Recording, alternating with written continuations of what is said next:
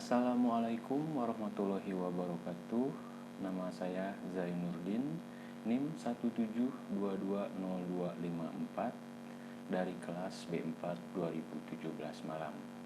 Video ini dibuat untuk memenuhi tugas dari mata kuliah Human Research Development yang diampu oleh Miss Rasi Yugaviati. Adapun video ini akan menjelaskan yang pertama tentang analisis dan desain pekerjaan. Analisis pekerjaan terdiri atas dua kata, analisis dan pekerjaan. Analisis merupakan aktivitas berpikir untuk menjabarkan pokok persoalan menjadi bagian, komponen atau unsur serta kemungkinan keterkaitan fungsinya. Sedangkan pekerjaan adalah sekumpulan atau sekelompok tugas dan tanggung jawab yang akan, sedang, dan telah dikerjakan oleh tenaga kerja dalam kurun waktu tertentu.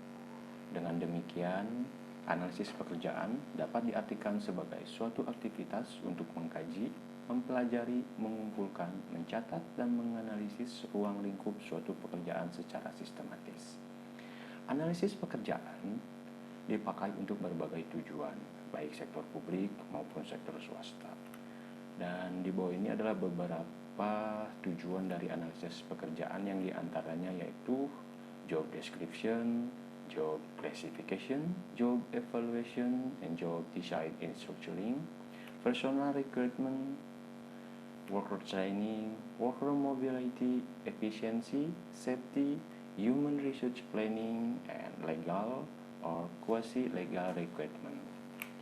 Dan selanjutnya itu tentang desain pekerjaan. Desain pekerjaan adalah proses penentuan tugas-tugas yang akan dilaksanakan.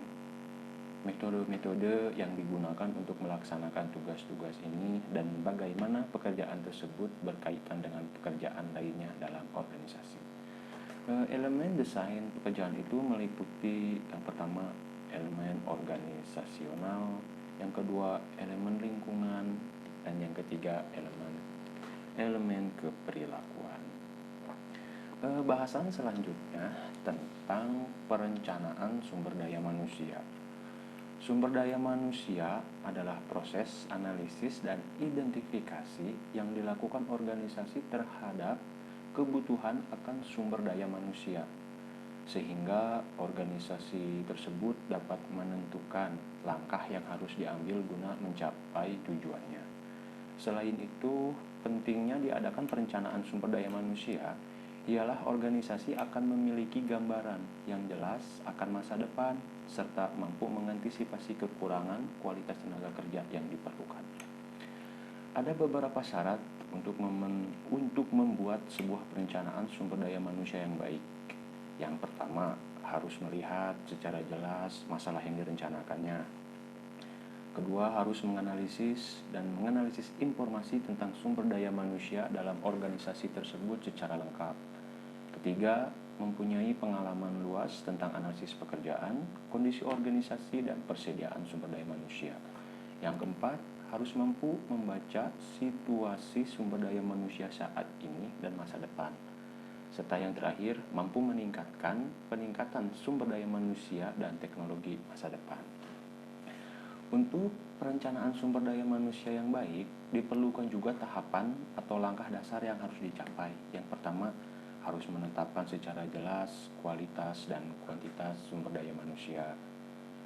Yang kedua, mengumpulkan data dan informasi yang lengkap mengenai sumber daya manusia. Dan yang terakhir, mengelompokkan data dan informasi tersebut kemudian menganalisisnya. Secara garis besar, proses perencanaan sumber daya manusia terdiri dari 3 tahapan penting, yaitu yang pertama, tahap pertama, peramalan terkait penambahan atau pengurangan tenaga kerja. Tahap 2, penentuan tujuan dan perencanaan strategis. Tahap 3, penerapan program dan evaluasi. Terima kasih, mungkin itu saja yang dapat disampaikan. Terima kasih atas perhatiannya. Assalamualaikum warahmatullahi wabarakatuh.